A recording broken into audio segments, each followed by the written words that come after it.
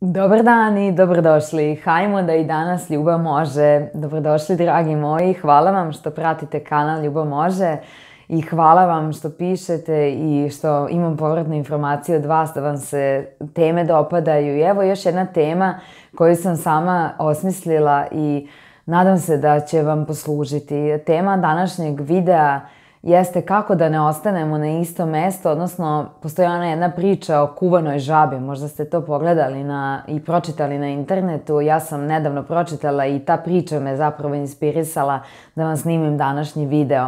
A priča ide ovako da žaba u loncu ne pokušava da pronađe način kada ključala voda postane toliko ključala da ona ne može da izdrži, nego šta žaba radi? Žaba ostane u tom loncu i prilagodi se novo nastaloj situaciji dokle god ne prokuva.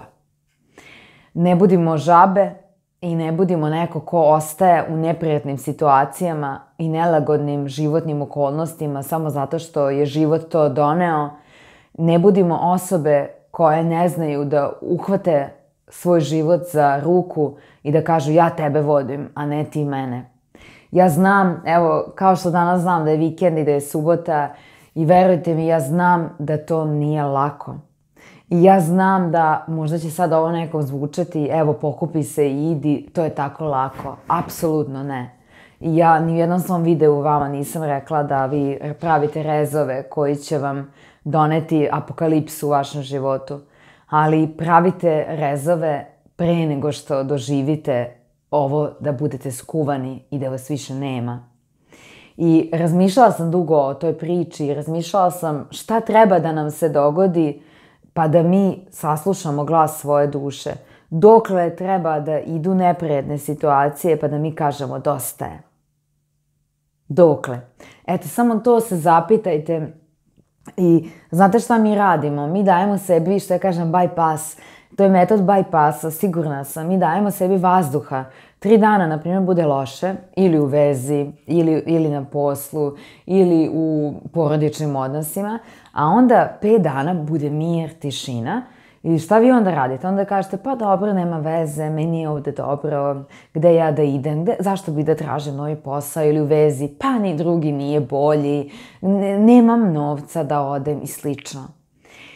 Dragi moje dame, ovo vam je savršen metod izgovora, metod bypassa, gde vi za tih 5 dana malo uzmete vazduha, ali do prve prilike gorku pilulu popijete ponovo.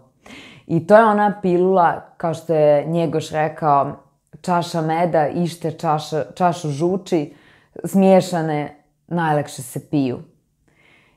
I to je ta čaša meda koju ćete vi najteže popiti.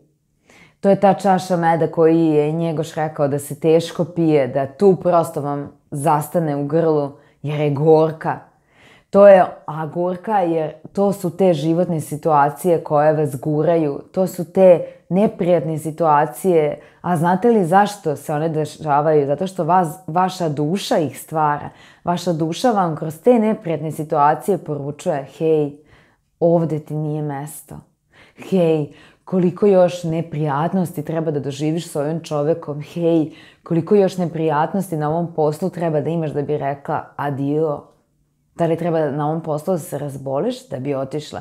Da li treba da imaš knedlu u grlu da ne možeš da kažeš šta želiš? Kada imate gušenje u grlu, niste nešto naglas rekli, plašite se da kažete. Zapitajte se šta su i glavobolje. O tome možemo pričati i u nekom narednom videu. Zašto imate česte glavobolje svaki put kad izađete iz stana i idete na posao?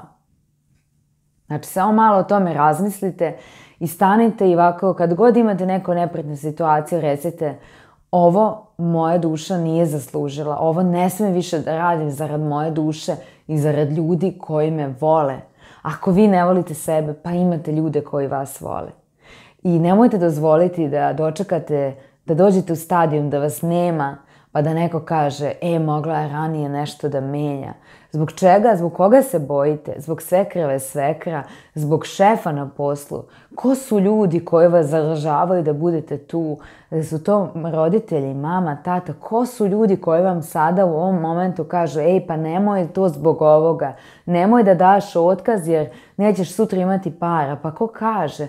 Nemoj da ideš iz te veze, a on eto ponekad te tako matletira pa te svaka 2-3 dana psihički zlostavlja, a ti je jadna, nemaš kuda ideš, nemaš para, pa ko kaže da danas nemam, možda ću sutra imati.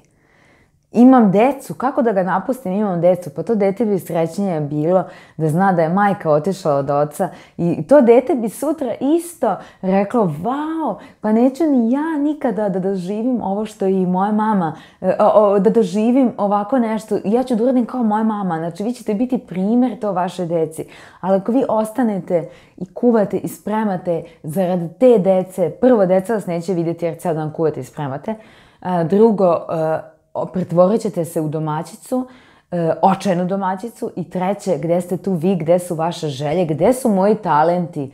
Hoćete da dočekate da vaši talenti budu zakopani sa vama na groblju? Ja uvek setim, ja ne znam ko je to napisao, tu divnu rečenicu, kaže, Bože, puno groblje sahranjenih želja. I tako ću završiti ovaj video. Nadam se da ste me razumeli. Ljubim vas mnogo i želim vam da ne zaboravite da ljubav uvek može. Prijetno!